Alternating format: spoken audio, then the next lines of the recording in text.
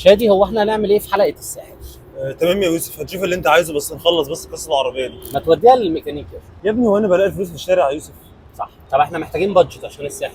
ماشي يا يوسف، نطلع ساحل. طب احنا عايزين موديل وعايزين حاجات وبادجت وكده. احلم واتمنى. طيارات. احلم واتمنى زي ما انت عايز. بامانه. عايزين شغل من الاخر. هتودينا فين في الساحل؟ انت عايز تروح فين في الساحل؟ يعني عايز اروح مثلا على حسين. لا، شوف حاجه اعلى. اعلى من حسين. انا واثق فيك. ونعمل اخراج يا باشا. ونعمل انتاج. نطلع سهل. يلا. انا مبسوط. انا مش فاهم. طلبت مننا تصور حلقه الساحل في الساحل.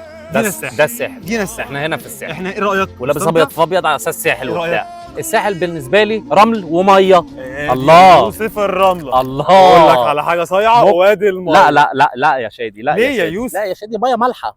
انت جبتها منين دي؟ مية نضيفة. ميه مالحه والله. يا لهوي، في واحده بتغرق.